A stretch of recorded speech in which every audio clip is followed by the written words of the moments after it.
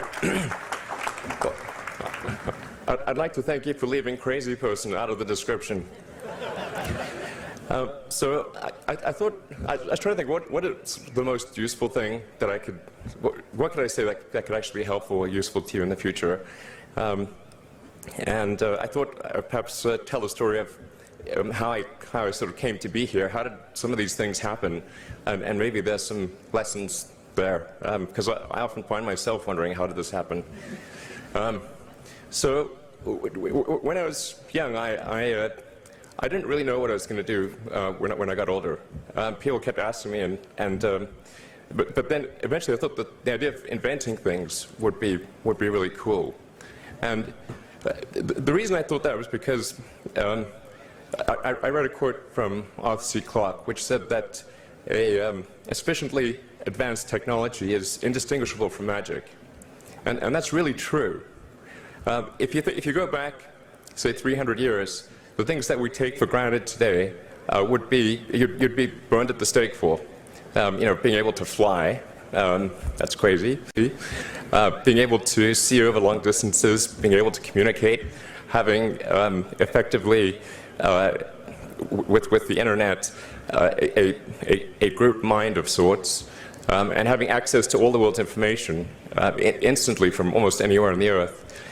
This is stuff that really would be magic, or would be considered magic in times past. In fact, I think it actually goes beyond that, because there are many things that we take for granted today that weren't even imagined in times past. They weren't even in the realm of magic.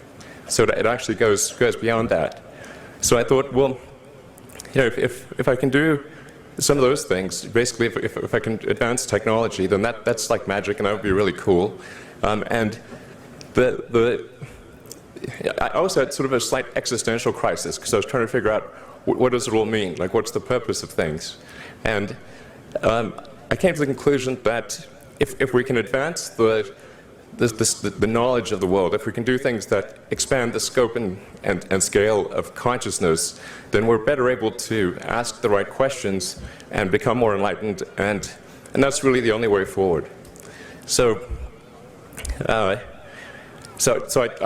studied physics and business, because I figured in order to do a lot of these things, you need to know how the universe works, and you need to know how the economy works. And you also need to be able to bring a lot of people together to work with you to create something, because it's very difficult to do something as an individual if it's a significant technology. So I originally came out to California to try to figure out how to improve the energy density of electric vehicles, basically to try to figure out if there was an advanced capacitor that could serve as an alternative to batteries. And that was in '95, and that's also when the internet started to happen. And I thought, well, I can either pursue this technology where success may not be one of the possible outcomes, which is always tricky, or participate in the internet and be part of it. So I decided to drop out. Now, fortunately, we're past graduation, so I can't be accused of recommending that to you. So did some internet stuff. Did a few things here and there. One of which was PayPal.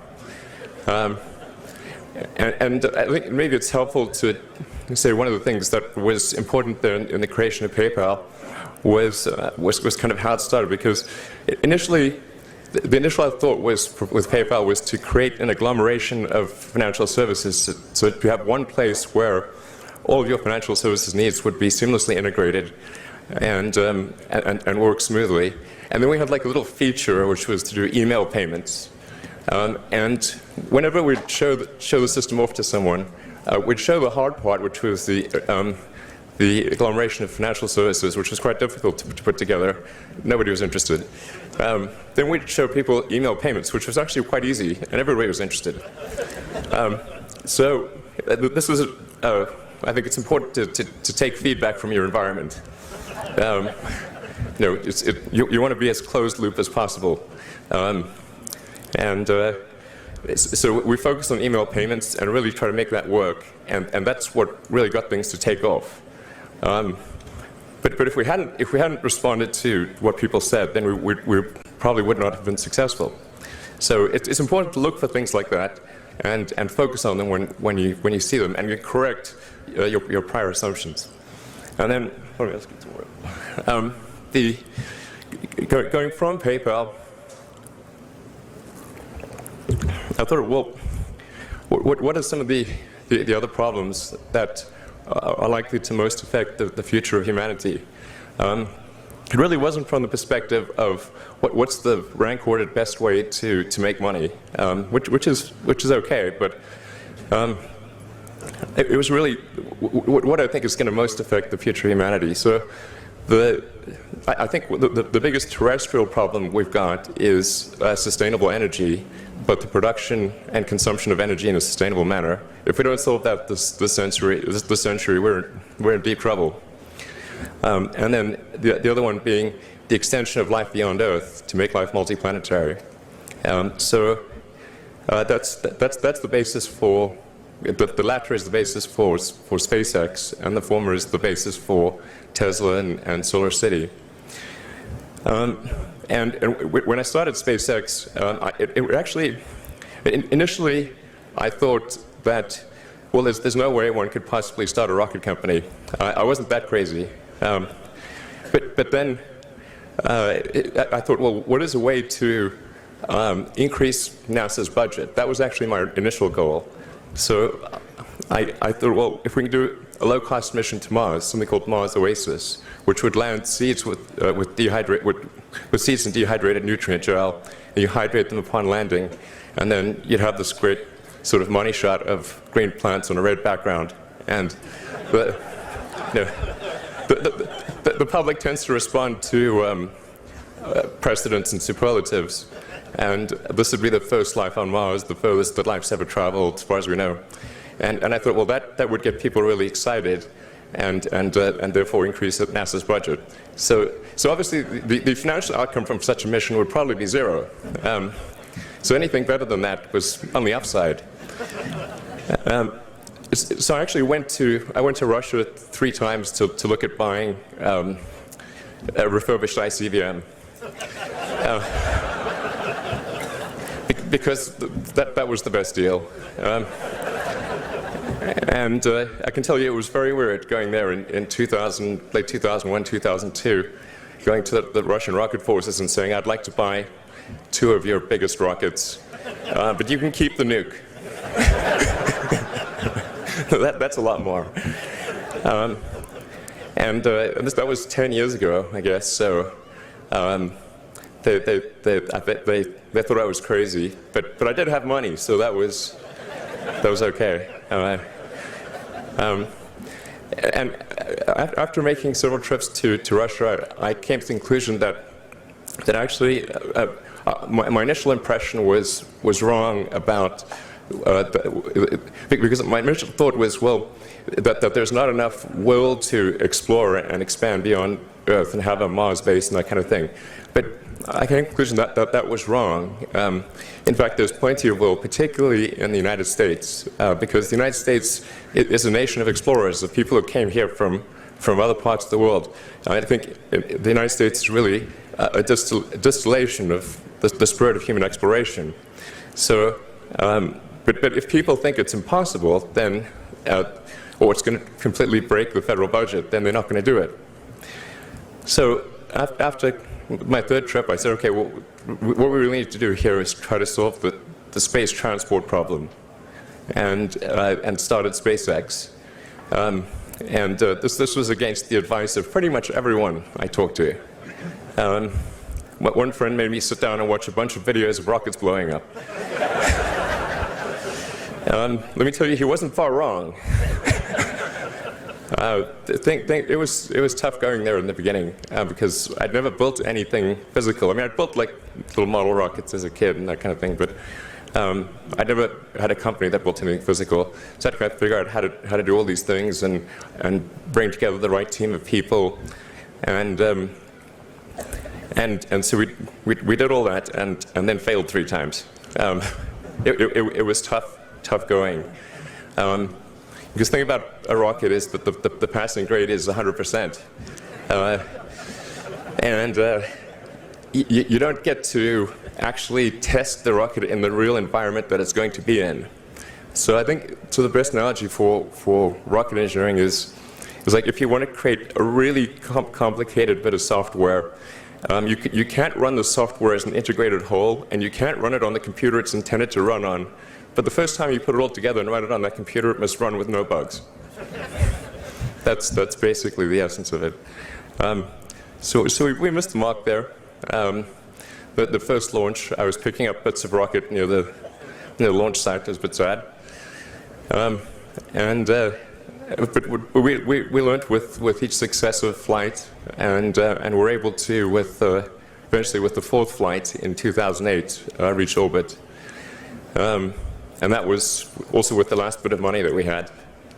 So thank goodness that happened. I think the saying is 4th time's the charm. So we got the Falcon 1 to orbit,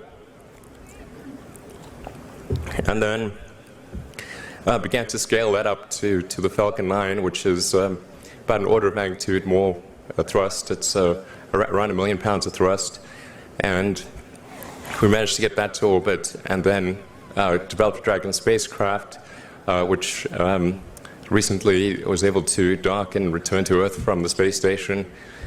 That was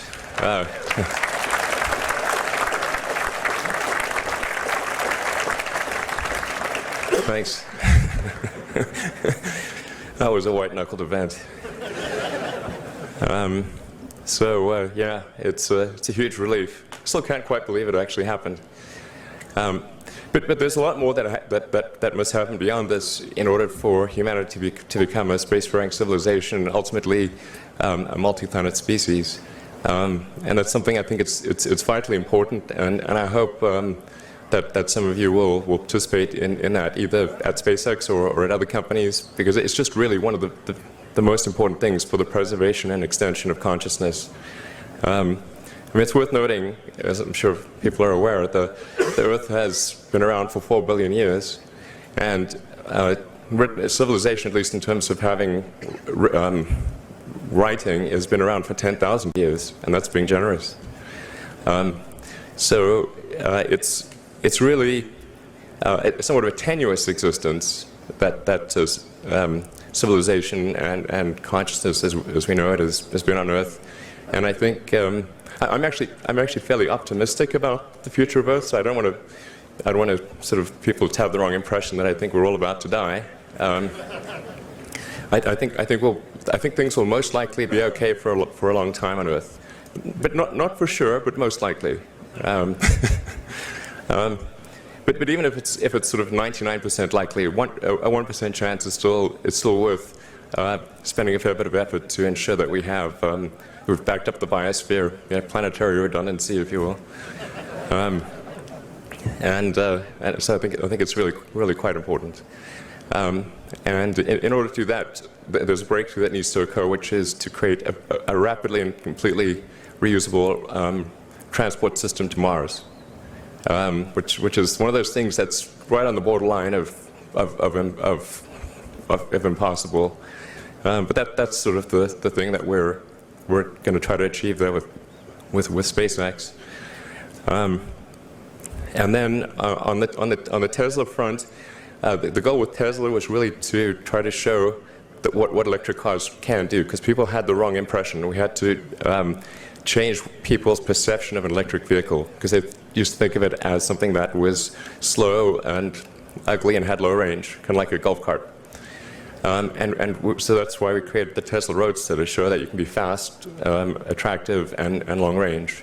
And it's amazing how, even though you can show that something works on paper, and the calculations are very clear, until you actually have the physical object and they can drive it, it doesn't really sink in for people. And so that I think is something worth noting. If you're going to create a company, the first thing you should try to do is create a working prototype. Everything looks great on PowerPoint. you can make anything work on PowerPoint. But if you have an actual demonstration article, even if it's in primitive form, that's much more effective for convincing people. So, we made the Tesla Roadster, and now we're coming out soon with the Model S, which is a four-door sedan. Because after we made the Tesla Roadster, people said, oh, sure, we always knew you could make a car like that. It's an expensive car, and it's low volume, and it's small and all that, but you couldn't make a real car. I'm like, okay, fine, we've got to make that too. So that's coming out soon. Yeah, so that's the, I think, the where things are, and hopefully there are some lessons to be drawn there. But I think the overarching point I want to make is that you guys are the magicians of the 21st century. Don't let anything hold you back. Imagination is the limit, and go out there and create some magic. Thank you.